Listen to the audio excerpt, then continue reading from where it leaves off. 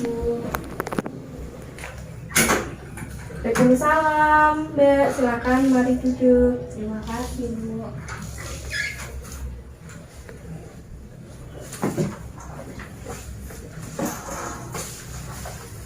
Nah, sebelum konseling, silakan memperkenalkan diri dulu ya. Baik, Bu. Terima kasih. Perkenalkan, nama saya Ida Aulia. Saya berasal dari Purwodadi, Bu. Saya panggil Mbak Nida atau Aulia nih? Terserah Ibu saja. Oke, Mbak Nida. Mbak Nida sekarang kuliah atau kerja? Kuliah, Bu. Oh ya, Mbak, masih kuliah ya? Iya. Baik, kalau begitu, izinkan saya di sini untuk memperkenalkan diri ya. Nama saya Rahma Atiati, bisa dipanggil Bu Rahma. Dan saya di sini sebagai konselor, Mbak. Dan Mbak Nida sebagai konseli saya. Apakah Mbak Nida sebelumnya sudah pernah melakukan sesi konseli dengan konselor yang lain? Saya belum pernah, Bu. Ini baru pertama kali. Sebelum kita mulai sesi konseli, saya tahu terlebih dahulu ya apa itu konseli. Konseli adalah suatu proses pemberitahuan bantuan dari konselor, yaitu saya kepada konseli, yaitu Mbak Nida. Konseli adalah suatu proses untuk menyelesaikan masalah yang dihadapi konseli. Singkat cerita seperti itu, Mbak. Dan saya sebagai konselor, Mbak Nida harus terbuka dengan saya dalam menceritakan masalah, jangan ada yang disembunyikan. Karena apa? Kalau Mbak Nida tidak terbuka dengan saya dalam menceritakan masalah, akan mempersulit Mbak Nida untuk menyelesaikan masalah. Langsung saja ya, Mbak, bisa cerita masalahnya. Beberapa hari ini saya tidak bisa tidur, Bu. Kenapa tidak bisa tidur? Saya tidak tahu, Bu. Pasti sampai larut malam dan bahkan pernah sampai hampir pagi itu saya tidak bisa memejamkan mata, Bu. Bisa dibilang ini insomnia. Kadang-kadang malah perut saya sakit sekali, seperti asam lambung yang naik sampai terasa ke tenggorokan saya, Bu. Tapi kalau sudah hampir subuh, saya itu baru bisa tidur, Bu. Nah, coba ceritakan ke Ibu, apa yang membuatmu sampai tidak bisa tidur? Saya tidak tahu, Bu. Rasanya seperti memikul beban yang terlalu berat. Saya malas untuk bertemu pagi lagi dan saya malas bertemu orang-orang. Saya malas bersosialisasi, Bu. Itu bisa sampai asam lambung juga, kenapa?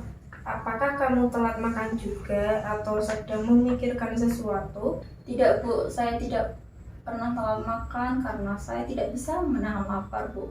Saya suka ngemil dan bahkan kalau malam hari saya tidak bisa tidur, saya selalu ngemil, Bu.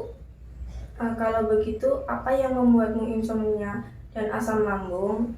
Dan perlu kamu ketahui, menurut pengalaman Ibu, insomnia dan asam lambung menjadi parasit pada manusia karena pikiran sehingga menyebabkan penyakit ya, itu penyakit insomnia dan asam lambung. Coba pikirkan pelan-pelan apa yang membuatmu malas cepat-cepat ketemu pagi dan malas bersosial. Ya, Bu, sebenarnya saya sedang punya masalah dengan teman saya. Nah, itu yang membuat saya untuk malas bersosialisasi, Bu.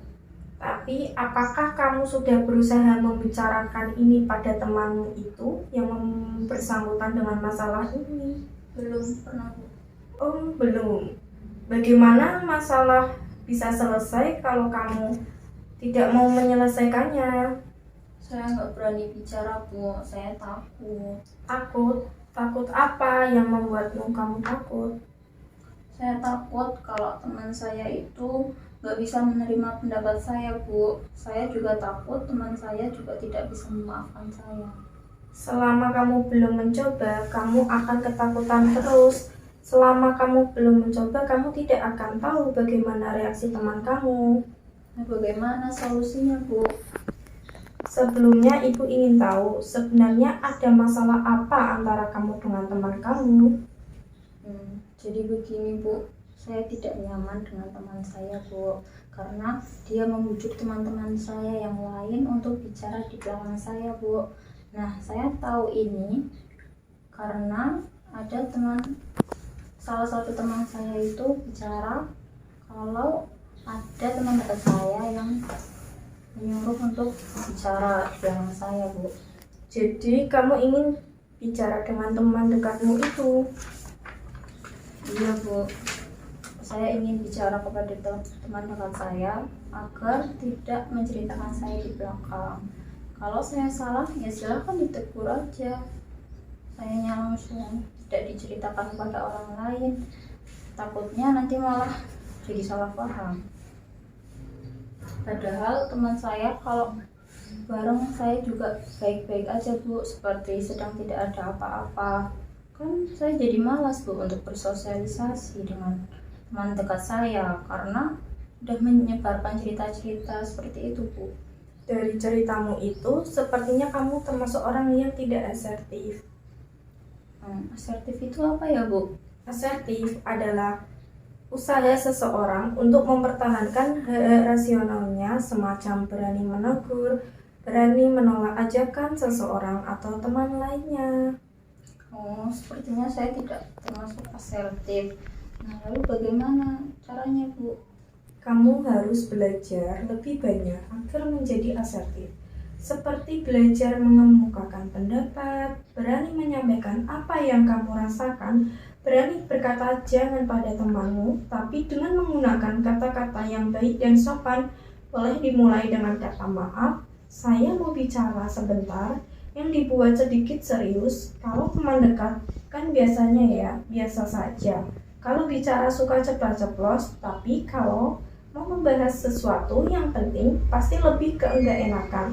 Tapi untuk kali ini Mbak Nida harus berani bicara. Oh, seperti itu ya, Bu. Itu kok tidak sopan ya, Bu? Ternyata. Iya Nida. Baiklah, Bu, sepertinya saya akan mencoba untuk menyampaikan apa yang sedang saya rasakan, Bu. Terima kasih banyak ya, Bu, sudah membantu saya. Iya Mbak, bagaimana? Apakah kamu sudah lega setelah bercerita masalah ini yang membuatmu tidak bisa tidur?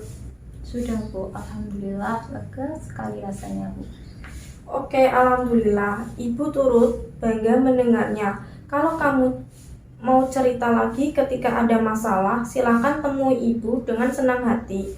Ibu siap membantu. Baik, Bu, siap. Mbak Nida, ada yang mau dibicarakan lagi? Tidak ada, Bu, sudah cukup. Baik, kalau begitu pertemuan hari ini saya akhiri ya. Iya, Bu. Sekali lagi saya berterima kasih banyak kepada Ibu sudah meluangkan waktunya untuk mendengarkan cerita saya dan telah memberikan masukan kepada saya, Bu. Iya Mbak Nida, sehat-sehat ya, juga pola hidup yang sehat. Wassalamualaikum. Waalaikumsalam. Terima kasih.